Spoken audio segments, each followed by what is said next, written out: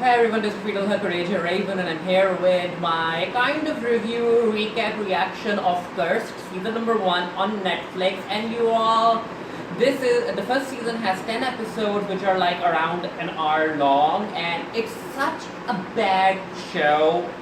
When I watched the trailer, I was expecting a whole lot more because it kind of felt like The Witcher but for a younger audience.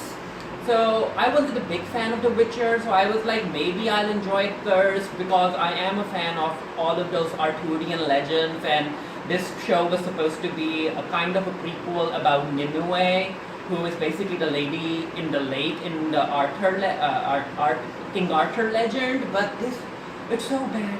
It's so bad. Literally, I think this show is cursed, and with how this show progressed and the kind of attention it's getting, I wouldn't be surprised if Netflix decides not to give it a second season.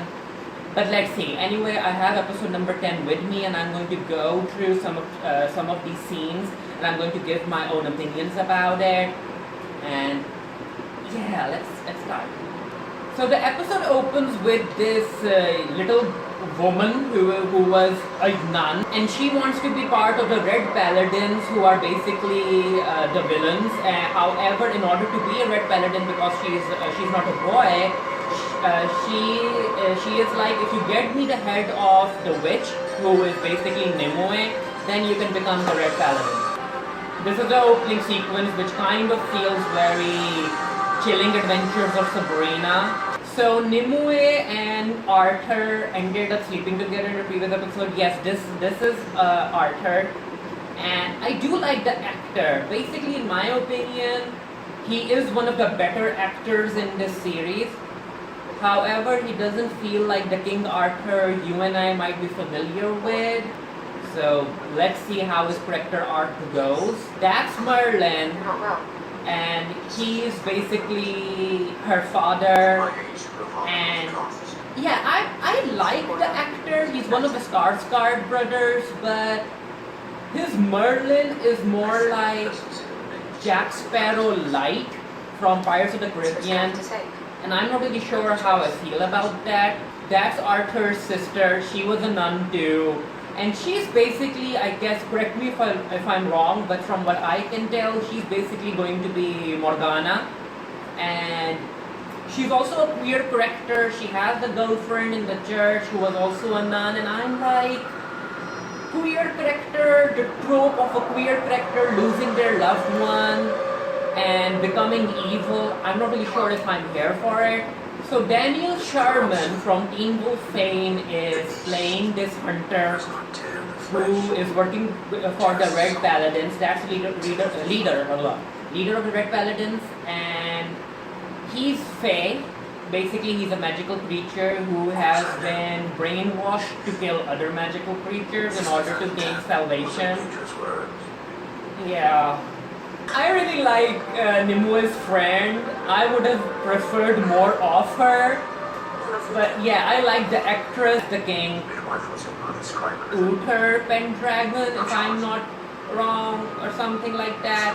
Of course, he's evil, and he wants the sword. And one of the funny things is that in the entire show, they don't call it Excalibur, they call it the Demon Tooth, or the Sword of Power.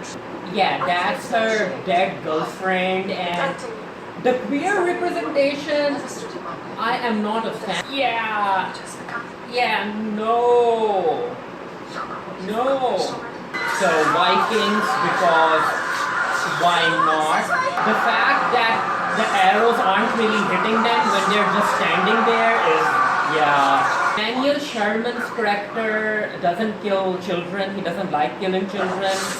So he's turning a new leaf. He's trying to be good. Yeah, that's Gavin, and Nimue tried to save him, but she couldn't.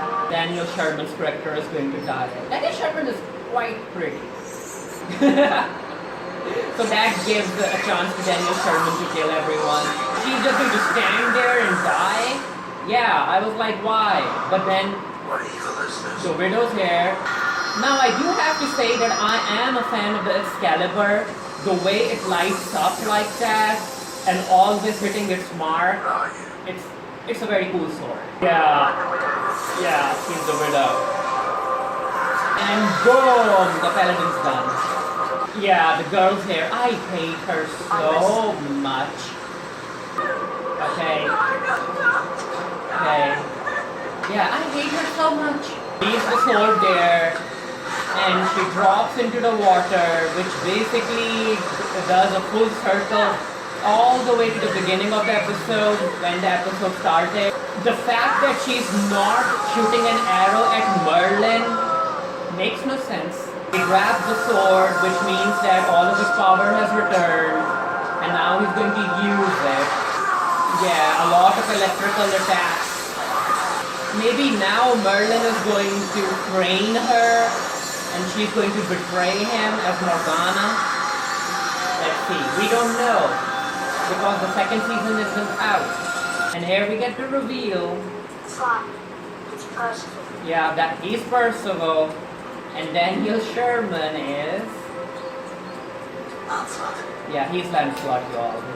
Long time ago, my name was Lancelot. And she ends up being a red paladin or whatever because she always dreamed of becoming one, which, hey.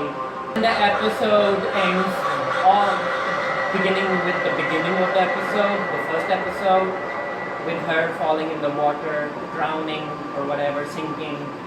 Yeah, one of us at the Geek Fury will be doing a written review of this, so the link to that will be down in the comment section below. Maybe that person might end up enjoying this show more than I did. I'm not really sure, but for me, it had a lot of potential. I was looking forward to it, but no.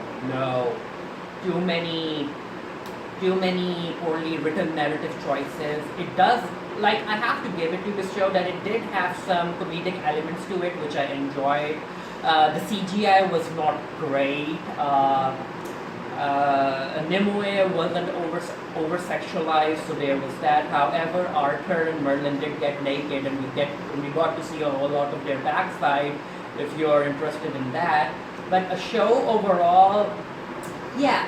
One of the things that I don't enjoy about series is that instead of telling an entire story in one season, they try to set things up in one season, even when there isn't a guarantee that the story or the series will get a season 2. I'm not a fan of that. So basically, Cursed ended up being season number 0, and the actual season is yet to start, and yeah. Anyway, let me know if you guys thought it was good. If you enjoyed it, then good for you. So I didn't, and yeah. Anyway, let me know down in the comment section below. And until next time, stay happy, stay safe, stay blessed. See you guys later.